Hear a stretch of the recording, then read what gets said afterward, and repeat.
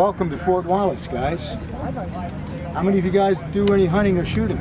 Oh, okay, so you'd be a little familiar with this. Yeah, my grandpa had a couple of I went to the Dodge City Museum and I saw lots of rifles. Yeah. Yes, that's a cool. I want to go there someday. I've never been there. Do these hatches hold like bullets? 47. Cleaning supplies, hatches and things like that. Oh, sorry. There was a 4070 Sharp, yeah, 4070. There was these are not 47. So what is this? These are 4570s and 4050s. Which is this one? That would be a 4440 by the time you got to 1873. 4440, 44 caliber, 40 grains of black powder. This would be a 44 rimfire as well as this one, 4410. Oh, sorry. That's okay. All right, so we've only got 8 minutes, guys, so we'll try to rush through this as quickly as we can. These rifles down here are the earliest ones we have. This one here in the end is what we call a smooth bore. Okay, you know what smooth bore is? Yeah. What is smooth bore? They don't have like the little round things. Rifling. Yes. Riflings. That's right. It's just, if you looked into the barrel, it's completely smooth. There's no rifling. Rifling means there's little grooves that are cut into it that circle around. And it means the shots. Go ahead. Oh yeah, you're right. The rifling makes the shot go straighter and longer. Okay, it gives distance and accuracy. But the early smooth bores didn't have that. Their range was maybe 75 yards. Okay, that's less than a football field long. Okay, think of a football field, 75 yards. But with the rifling, the range increases to about 200 yards. Okay, accuracy and effectiveness. Now these early rifles were what we call muzzle loaders. Anyone know what a muzzle loader is? Okay.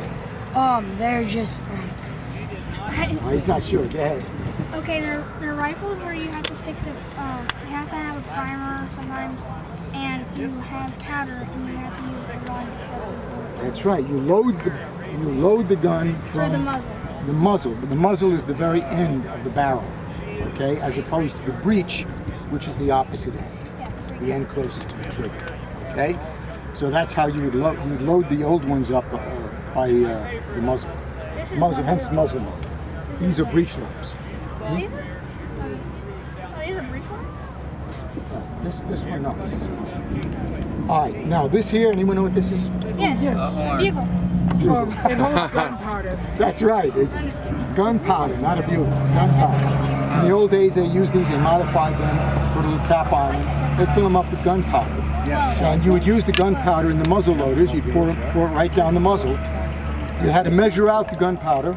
You couldn't just guess. So this is a measuring unit here. This would hold about 80 grains of black powder. And you'd fill that up first, and then you would pour it down the barrel. All right, gunpowder would go in, and then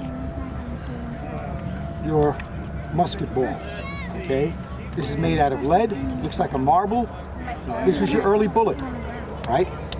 And before you put the bullet in, you'd wrap it in a little piece of cloth like this. You'd wet the cloth with some sort of grease or your spit, whatever you had handy, and you would put it down the barrel.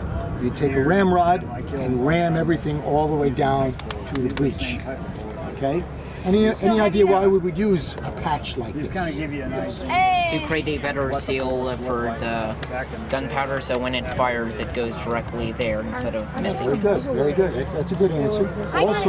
Also, if you tip the gun over, you don't want the ball to be rolling out again from the powder. So yeah, it tightens everything up. Super long rest, terrible distance. Yeah. These early guns used a flint. Anybody know what a flint is? Yes. What is a flint? When you strike it with like steel, you get sparks. Bingo. It's a stone. Flint is a stone. It's a natural stone. You can dig it up in a field. But when it strikes steel, it creates a spark. So the early pioneers that lived out in this area, they would use flint to start fires. Right? They didn't have matches, they'd use flint. And they also used it to fire a gun. So over here, you have what's called a pan. And you put a little bit of gunpowder in that pan. and then you'd pull. This is a rolling. You pull the what is it, the frism, they call that, This is a traffic forward. officer. And then when you pull the trigger, They, the flint strikes the steel frism and comes down, and it causes a spark to go into the pan, and it causes a flash, made gun maker. right? Custom. And that flash then goes into the barrel. There's a little hole cut inside, goes into the barrel and sets off the Have charge. you seen the pictures? Oh, by the way, you ever hear the expression "flash in the pan"? Oh, guess where it comes from? The Grand Duke Alexis. and Basically, it means anyway, somebody without a lot of substance is not going to do it. I remember learning flint and steel from the Colorado Museum of History and Science. Uh-huh. That was fun. We Yeah. actually got you to could, strike but it. they're Oh, you got to strike it. Nice. That's nice. Kind of looks like Adam, but if you shot that, it goes straight into your stomach. It kind of does. This looks like me. Kind of. No. You can't lie about Here's that. the And mustache it goes straight into your side. Well, and the goatee. And the nice Union hat. Right.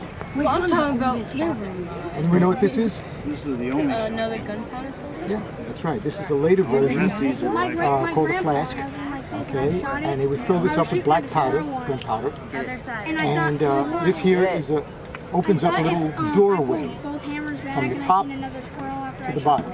Okay, I say smash this it. here is Get it. this nozzle area will fill up with the right amount, just the right amount of gunpowder you need. It's measured. So you open up the hole, Well, there's nothing you put your worth- finger over the nothing top left of with the your thumb, squirrel, but my shoulder and was. you turn it upside down. And this fills up this nozzle area with just the right amount of gunpowder. You close the door, you seal it off, Yeah. lift it up, and now this is filled up with the right amount of gunpowder you need. And then you pour that down the barrel. Well, it's a trade-off. I mean, you probably got Yeah, I heard it. here 45. I did hear it, but I just wanted You've got it. I'll let it back in. It's good gunpowder. Okay, so we come over here to the pistols. These are the early cap and ball pistols. This is the 45. It's called cap and ball because it fires like that little marble ball, a smaller version of it. And it's also a muzzle loader for a pistol, all right, for a revolver. Hey, is it the peacemaker? No, no, What's the longest range? this is so down I can barely hold it. Oh man, yeah. Longest range for. I like these. I But like these these have nipples. You see these nipples in? Oh, with these type of guns. The nipples 45. replace the 45-70 need will for do it. flint. So instead of flint, we now move over to I mean, there were several. 45 went out. primers, or They they called shoot. these percussion caps back in the day.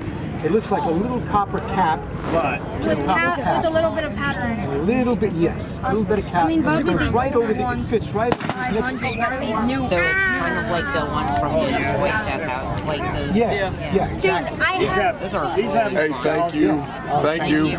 Okay.